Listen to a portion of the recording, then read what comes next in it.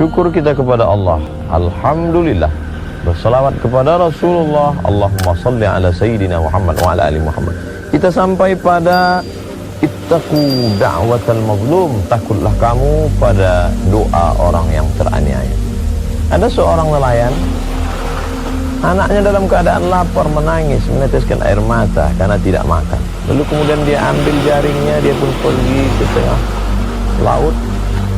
Lalu kemudian dia pasang jaring. Alhamdulillah, usahanya dikabulkan Allah. Senang hati melihat seekor ikan besar. Lalu dia pun bawa pulang. Terbayang anak akan menyuap, hilang letih, hilang lelah, tetes peluh keringat dan air mata. Karena nanti anak akan makan nyaman, tenang, perut kenyang, anak akan tertidur. Hilang lelah melihat senyum anak tertidur pulas. Tapi ternyata itu hanya sebagai mimpi semata. Karena di tengah perjalanan saat dia tenteng ikan, ada seorang raja penguasa yang ternyata suka melihat ikan ini. Pengawal, ambil ikan. Oh, Tuan Raja, ini untuk anakku yang sedang lapar. Ternyata orang-orang yang punya kuasa ini ada kenikmatan. Sebenarnya nikmatnya bukan saat makan ikan itu, tapi saat merampas ikan itu dari orang yang zalim, dari orang yang lemah. Nampak kezalimannya, menunjukkan kuasa terhadap orang yang hina. Ternyata ada kenikmatan tersendiri bagi mereka yang punya penyakit luar biasa. Nikmat kekuasaan berubah menjadi azab yang luar biasa. Ambil ikannya. Mau tidak mau, suka tidak suka, nelayan yang lemah. Tak terbayangkan bagaimana nanti dia akan pulang ke rumah dalam keadaan anak lapar, menangis, meratap. Tapi itulah kenyataan yang harus dihadapi.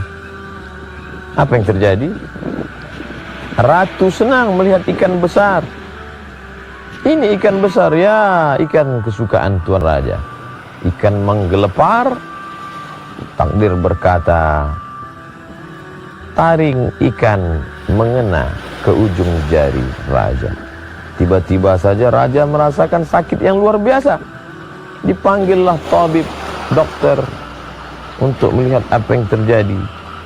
Ternyata racun dari ikan beracun, sudah masuk ke darah dan sudah mulai terasa. Lama kesembuhan tak juga tiba. Bagaimana ini tabib? Bagaimana ini dokter? Nampaknya tangan Tuan Raja harus diamputasi. Tidak ada obat lain, tidak ada. Akhirnya jari harus hilang. Tapi ternyata nyerinya tetap tidak hilang. Jari sudah hilang karena dia bukan berada di jari tapi sudah masuk ke darah. Kalau begitu harus dipotong sampai ke pergelangan. Nauzubillah, menyakitkan, mengerikan, menakutkan. Tapi ini harus dilakukan. Kalau begitu harus dipotong sampai ke pergelangan tangan. Bagaimana rasanya Tuan Raja? Masih tetap tidak hilang. Nyeri, denyut. Kalau begitu mesti dipotong sampai ke siku. Apa boleh buat? Itulah satu-satunya solusi. Nauzubillah, yang sampai terjadi pada diri kita, pada anak cucu keturunan kita. Dipotong sampai ke siku. Nyeri hilang, tapi risau, gundah gulana, jantung, hati tak tenang, tetap datang. Malam tak lelap, siang tak kenyang. Apa sebenarnya yang terjadi? Maka dipanggillah ahli hikmah yang dapat melihat hati. Apa yang sebenarnya terjadi dengan hati? Tuan Raja, ada orang yang sedang teraniaya, terzalimi. Coba engkau renung kembali, wahai Tuan Raja, apa yang kau rasakan? Betul, memang ikan ini diambil dari orang yang sedang pulang, akan memberikan sesuap makanan pada anak-anak yang menangis di rumah. Ternyata ada orang yang teraniaya, Tuan Raja.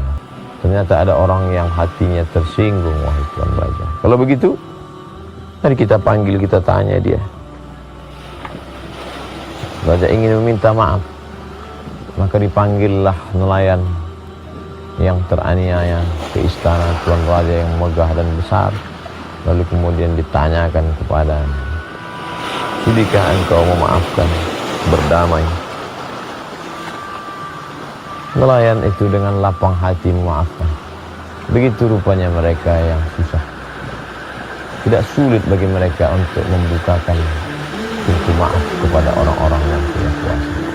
Sudahkah engkau memaafkan wahai nelayan? Aku sudah lama melupakan ini wahai Tuhan.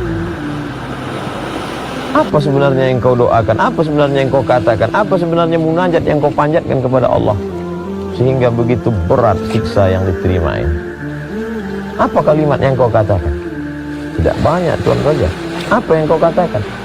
Ya Allah, Raja sudah menunjukkan kuasanya, maka tunjukkan kuasanya.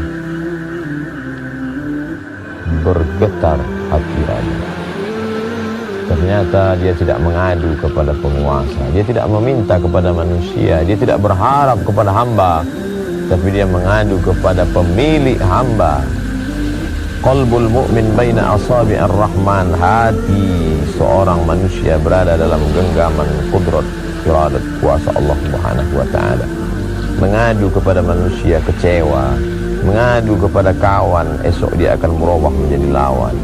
Mengadu kepada penguasa boleh jadi akan sia-sia, tapi mengadu kepada dia yang tak pernah mengecewakan harapan dan munajat serta permohonan dengan satu kalimat, ya Allah, Raja sudah menunjukkan kuasanya, maka tunjukkan kuasamu ya Allah. Ikan juga lemah, tapi ternyata gigi taringnya mengandung bisa. Bisa itu masuk ke darah, masuk ke dalam tulang. Begitulah Allah membalas. Ittaqu da'watal mazlum. Hati-hati, waspada terhadap doa orang yang teraniaya. Mudah-mudahan kita tak pernah menganiaya orang, dan andai pun pernah mohon maaf. Terima kasih. Wassalamualaikum warahmatullahi wabarakatuh. Bersyukur kita kepada Allah. Alhamdulillah.